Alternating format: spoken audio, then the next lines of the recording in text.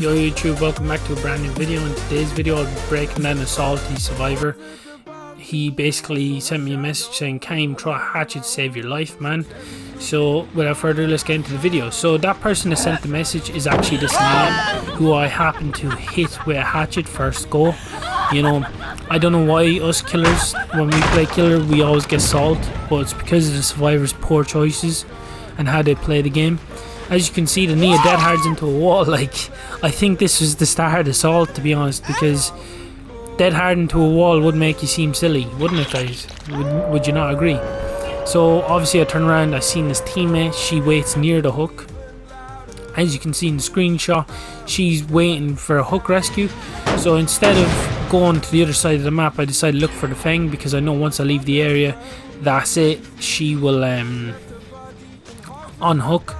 I can't find her. Instead I find Felix by the tractor, so I decided to go over and pay the Felix a little visit. As you can see from the screenshot, he was waiting near the hook.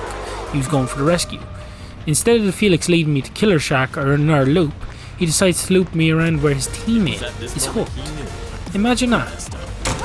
So this salty survivor decides to message me and say, "You camp at 4 gens." But bro, look at it from the killer's point of view, it's not even camping.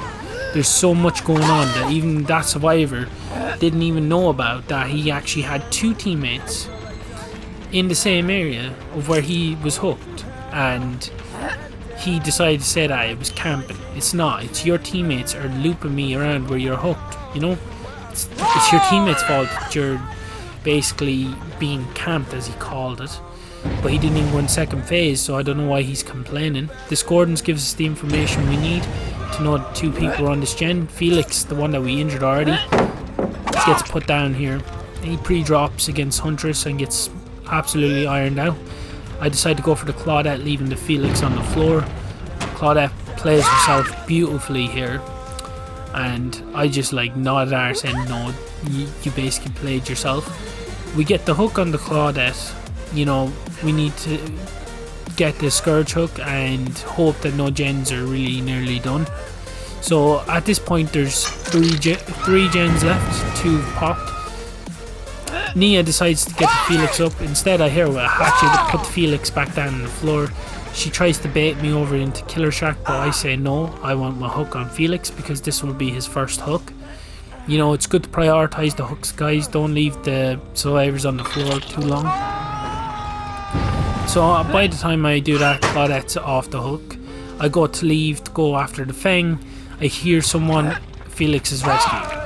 I hit him out of his BT, give chase to the Felix now. Instead he runs back into me. The Fang decides to run around, but instead of the Fang committing to the pallet, like I thought she would, she hides behind the invitation, which is such rookie mistakes here. So with what's going on in this match, guys, you can see that I'm playing pretty okay on my end. These survivors are making stupid mistakes that's costing them their match. So now there's 2 gens left. I need to try and get a survivor out of the game, and the only one that's literally going to be put out of the game is Felix, because he's dead hooked now. So I go through the corn again, and this is where I get discordance, so it's giving me information 2 people are on the gen. I decide to come up here, investigate, and to my knowledge it's Felix again. You know, it's unfortunate that he was the one that was there, but like, shit happens, you know. I'm not going to just ignore you just because you're on death hook. I'm going to get you out of the game. So that's Felix out of the game now, which is pretty decent, you know. We've gained some sort of control back in the match. This is the Nia, the salty survivor. I hit her through the pallet, but the reason I hit her through the pallet is because I basically hit my shot first before she hit the pallet. So I put her on a Scourge hook here, and if I remember correctly, I do leave. Yes, I go to leave to check on this gen, and I make my way back towards the other gen, and I hear a survivor over to my left, and it's the Fang. She decides, you know what, we're gonna loop you around here at Cow Tree. You know, this is what I'm saying. Like, survivors get so salty because they're only looking at it from their point of view.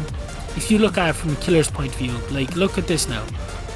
Feng is looping me around where his teammate's hooked. Like, come on. If you're going to loop a killer around where someone's hooked, it's not camping, it's not proxy camping, it's just your teammate being a dumbass and looping the killer there. Because the other teammate can't come in and save Nia off the hook because she comes in to go for the save and I'm still in the area. That she's going to be put down, and then it's just Feng left in the area then, and that's game over.